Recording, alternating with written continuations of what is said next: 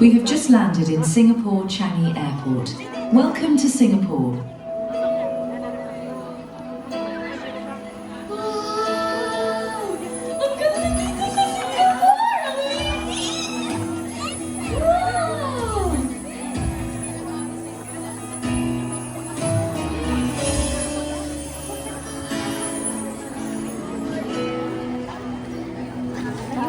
Sa isang pangarap, ako'y naniniwala.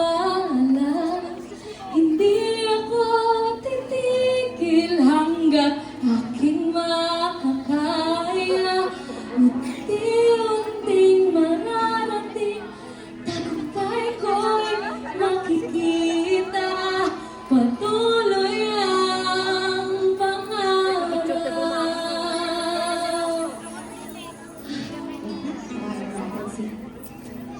Hi! Hello! Kamusta kayo dyan, anak? Dito na ako sa Singapore! Hello, Mama! Kamusta po? Opo, mag-iingat po ako. Bye-bye! I love you! Una, kalawa, tatlong hakbang. Baon-baon ang lahat ng natutunan. Nagsimula sa isang pangarap. Kayang harapin kahit anong hirap. Para sa pamilya, kakayanin ko. Hey! Ako. Hey! Start cleaning! You see? Move faster! Go! You're wasting the time, lah! Yes, Ma'am. Go! Go over there! Yes, Ma'am. What? Go faster! I told you how many times already? Now what are you doing, huh? You're on your phone? Huh? They move over there. Come here! Come here! Use your hand! You don't see that? A lot of dirt! You use your eyes! Huh? How many times I told you already to clean this? And now what? Huh? If you don't want me to send you to the Philippines or where, you need to do it right, okay? You understand that? You understand it that I will... Huh?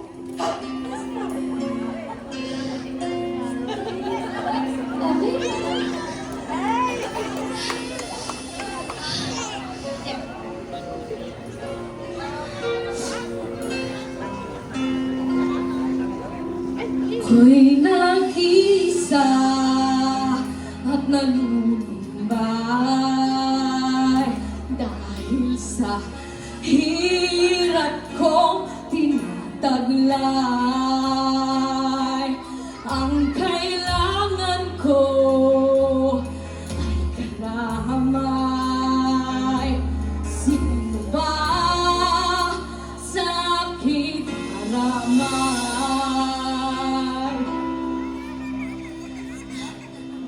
Akala ko kaya ko. Ang hirap mag-isa. Wala akong kakampi.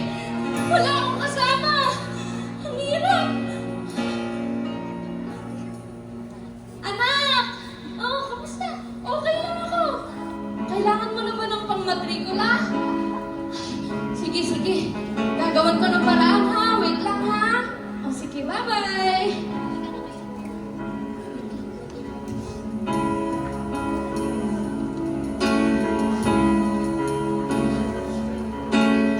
Oh, ba't tumatawag to?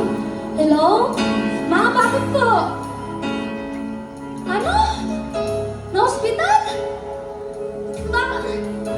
Hindi makalabas ng hospital? Walang tayong pambayad? Oh, sige, sige.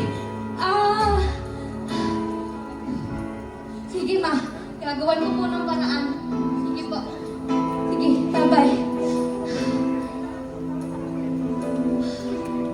Para sa bahay, para sa anak, para sa pamilya. Para sa bahay, para sa anak, para sa pamilya, para sa bahay, para sa anak.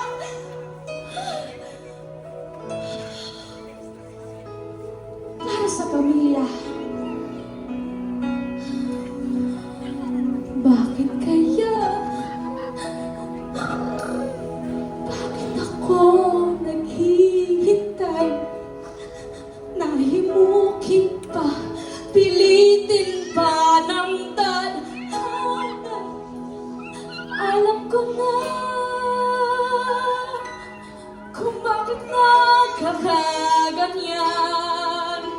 Lumulutang nasasayang ang buhay ko, at ang ibinubulong ng puso ko. Natutulog ba ang Diyos? Natutulog ba?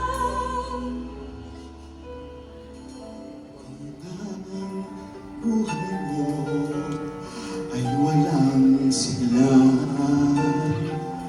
Laging takot at laging alala. Tanging kay Jesus makakaasa. Kaligtasan, lubos na ligaya. Natutulog ba ang Diyos? Siya Natutulog ba? ang iyong kailangan. Sandigan, kaibigan mo. Sa araw mong lagi nakaramay kong sabihin, siya ay si Jesus. Nasaan siya? Nasaan? Nasaan ang Diyos? Ba't parang hindi siya nakikinig? Nasaan?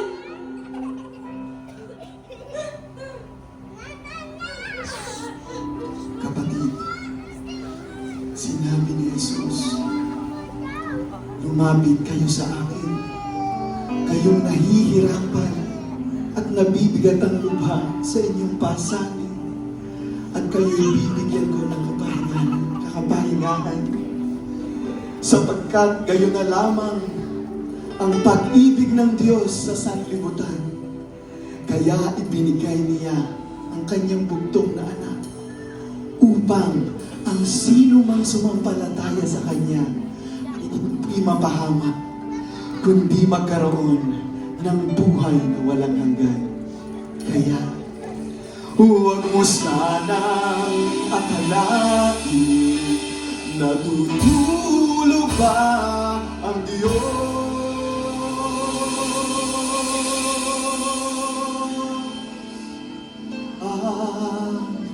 Buhay mo ay mayroong halaga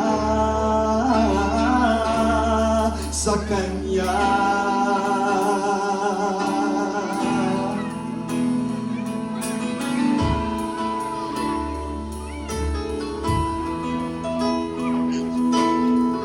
Hindi pala ako mag-isa. Mayroon palang Diyos na nakikinig. Mayroon palang Diyos na sa akin ay nagmamahal.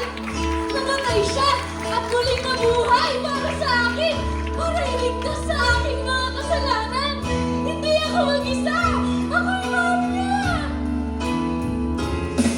Kasalanan ko ay pinatawad. Ginawang anak niya sa langit ako. Ako'y buti ng Diyos at ako'y ginamon niya. Ika'y mayroong halaga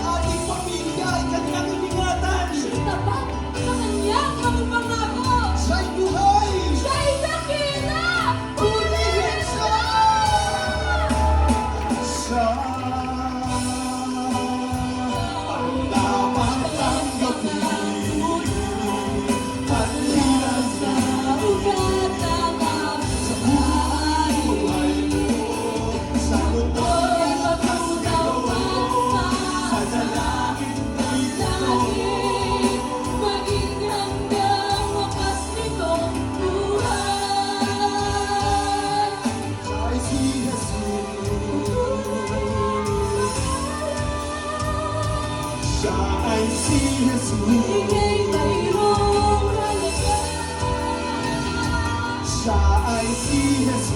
Magmula pa sa ugat ng aming lahat. Siya ay si Jesus. Siya ay si Jesus. Siya ay si Jesus. Sa habang panahon. Dakila ka, O Diyos, tapat ka ng tulad. Magmula pa sa ugat